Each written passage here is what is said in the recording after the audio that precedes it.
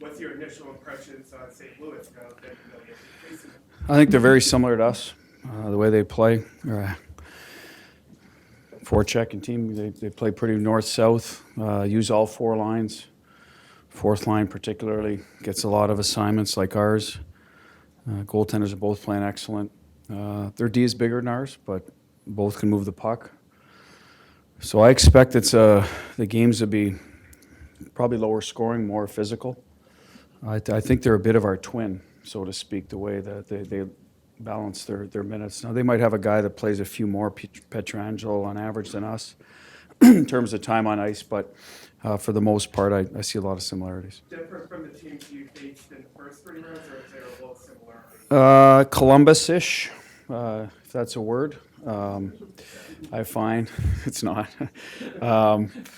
In terms of their size and how they're probably going to try to physically wear you down. I'd say of the 3 teams, probably most similar to them. And obviously I'll have a much better answer next week, but that's kind of what I've seen. How about Back's a very thoughtful guy, always has been. Where do you think his head is playing this team? Do you think it's going to be a motivating factor for him, or bittersweet, or? It's a good question. Only he can answer why he made the decision to leave St. Louis and come to Boston, correct? I mean, that's something I'm not going to speak for him. I don't believe there's a lot of ill will there, just my take on it. I think he's got good friendships in that room, but that'll all go out the window. Where he is in the stage of his career, and anybody's really, but particularly him who's been through it, he doesn't know when he's going to get another kick of the cat here. So I think that'll be the biggest motivating factor for him. Get his name on the Stanley Cup. That happens to be St. Louis. I think that's a great storyline, but I don't think it's going to affect, his drive. Maybe push him a little bit because there's some guys over there. He wants the competitive juices. He wants to beat. But I just think in general, it's more about where he is in his career and the opportunity in front of him. You have a unique scouting report on the opposing goalie. How do you think that may help in your scouting report? Well, I'd like to think it'll help. Goalie Bob knows him. He was down in Providence, so there's a little extra there. I don't think it'll affect Binnington much. He's playing well. I'm sure he's going to be on his gameplay the way he plays, even though there might be a little more inside information than we would have than maybe a San Jose did. But at the end of the day, it can't hurt, right, to have a little experience with him on some little details. So Bob's done a good job evaluating goalies for us. So I'm sure he'll get us dialed into without the guys overthinking, but where hopefully we can expose them.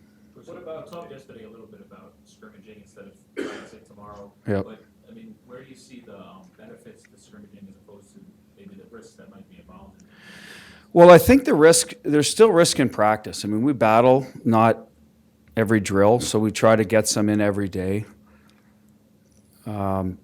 Players are aware of it. We'll discuss it again tomorrow. Pace and competitiveness is what we want as much as anything to get up, not the physicality part. And what I mean by competitiveness is still battling for pucks, finishing plays around the net. In practice you have a tendency not to basically try to shoot the puck through the net, whereas in playoff hockey, I mean, it's your all. So some of those little details you got to get back to. Face-offs, just little things that maybe you wouldn't get in practice. So that's what we're hoping to sort of get back up to speed. Even though we won't play till Monday, it's not that far away when we leave the rink tomorrow night.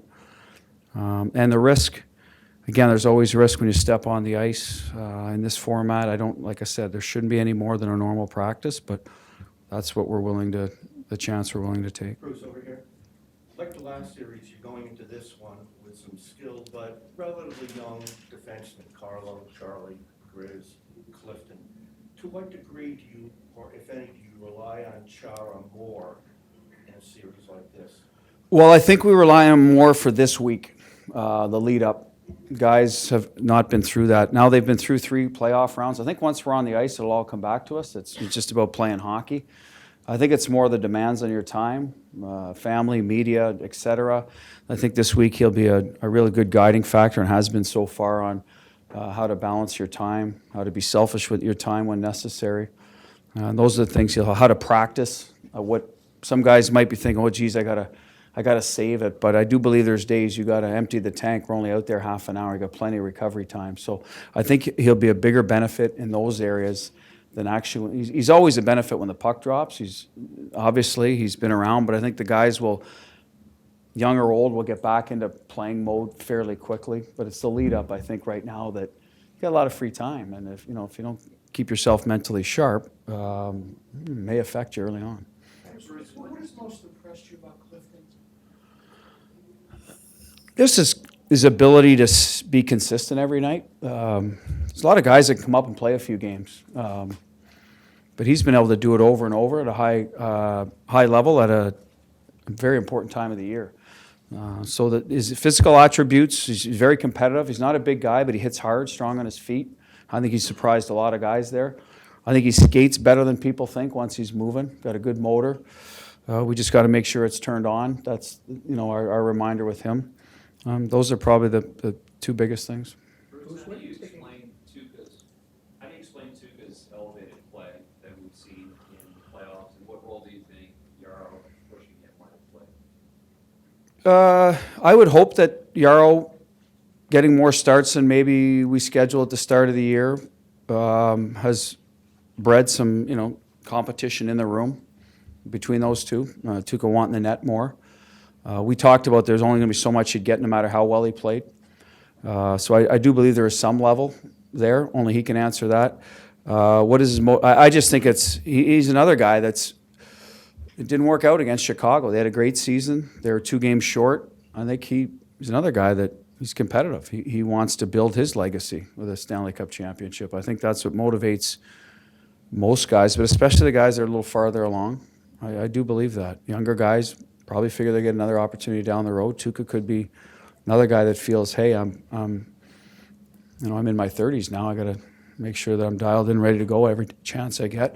I believe he was last year. I just think we didn't play as well in front of him.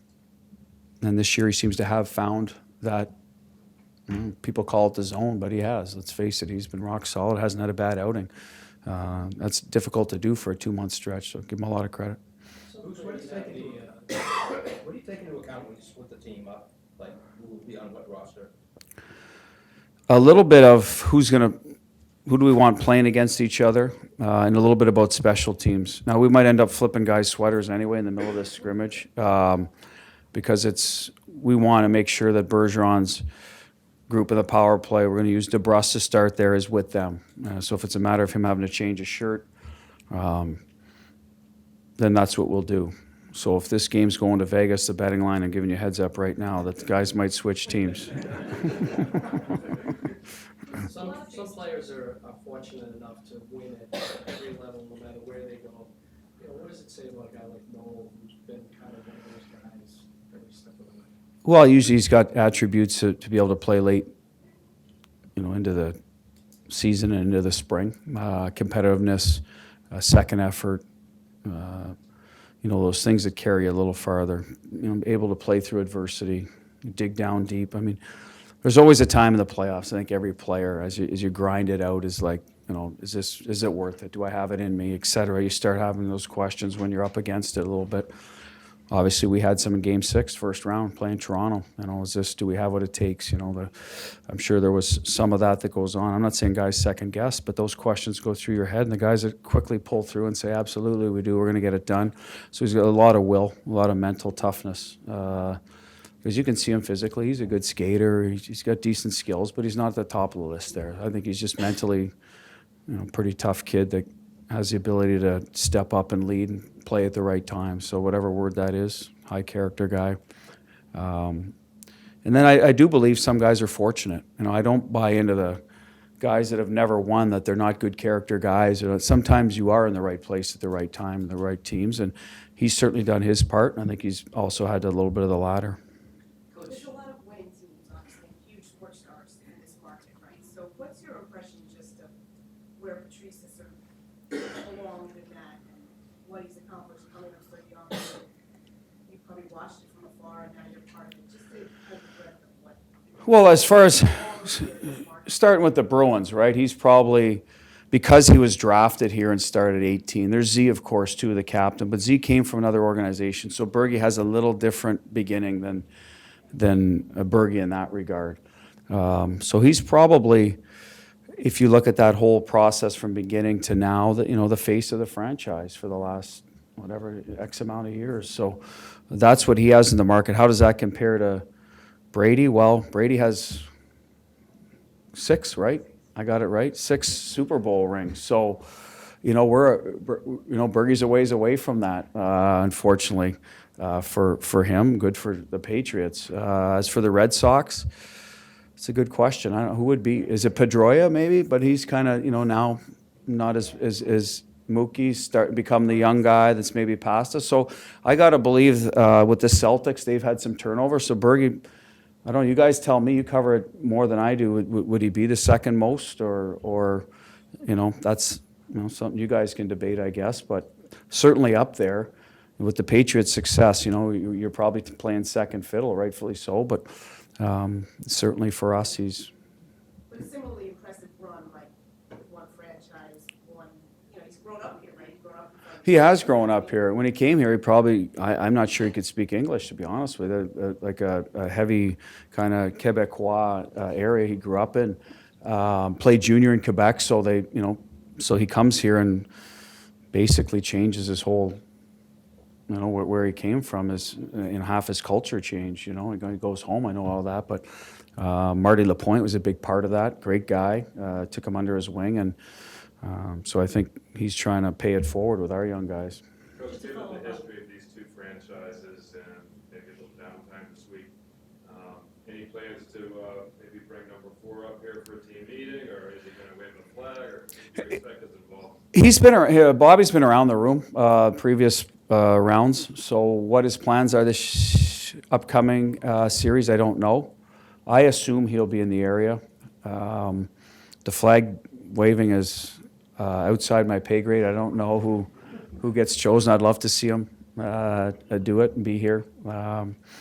But he's been watching us, trust me. He pays a lot of attention to the Bruins. And I think he's pretty proud of the group right now. And one more series to go. Do you think players can feed off that history at all, the flying through the air, the stats? I don't know if the players appreciate that like maybe we did once growing up. I'm not being disrespectful saying that. I think they got a lot of other outlets they go to in their downtime, whereas I think maybe people from my generation, you played out in the street a little more, ball hockey, you maybe watched a little more sports on TV because you didn't have as many video games or whatnot, but I hope they do.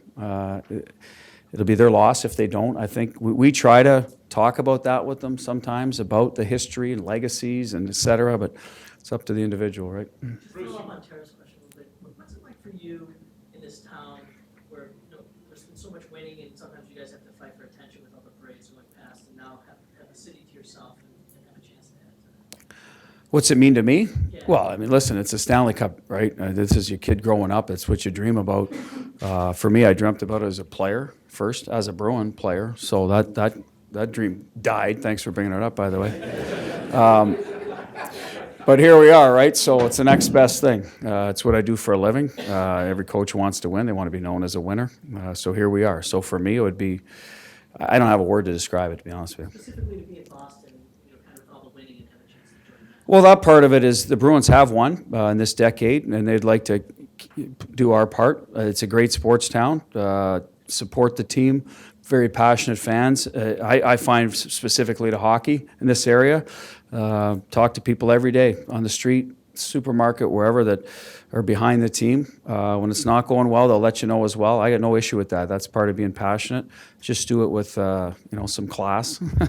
But at the end of the day, I think listen, we want to be considered the best game in town, right? Why wouldn't we? And we got some serious competition, obviously, with the way the Patriots have gone and the Red Sox. So we're trying to do our part this year. Bruce, you said that you would reach out to some of those teams and some of the people. How did that go, and what kind of direction did you take from that? It went well. I don't want to get into specifics. I want to respect their privacy, but good advice. To me, it was more of the mental side. I think every team practice is different. We're not going to stray from how we practice much. We're using the scrimmage. That's probably our biggest outlier this week to try to get us back into, going to the rink game mode, get the body clock reset a little bit without throwing everything off. But been very good on that side. Got some good advice on, how to keep the guys focused, keep the urgency level up within reason, et cetera. So very pleased and was actually, excited to get to talk to some different people. Coach, you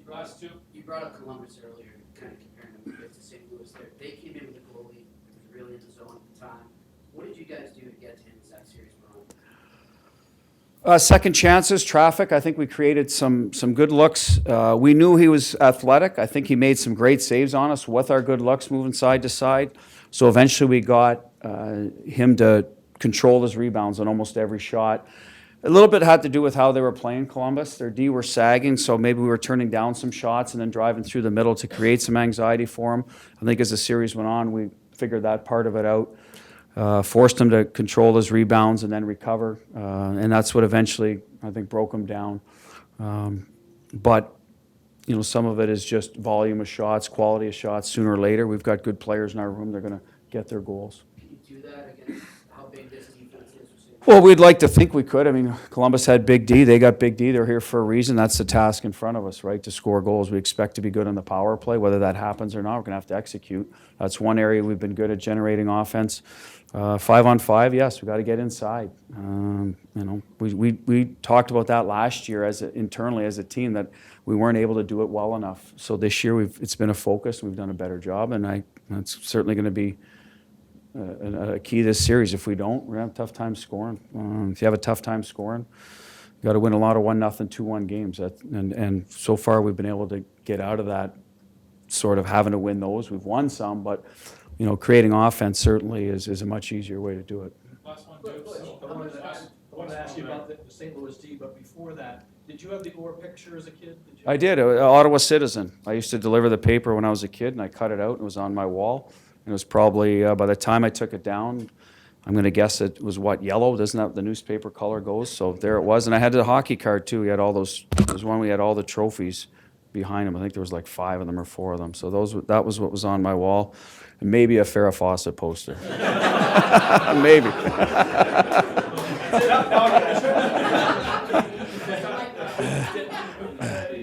You mentioned their defense and their size. How do you contend with that? What's the... Well, I think some of it's will. You got to be willing to get in there.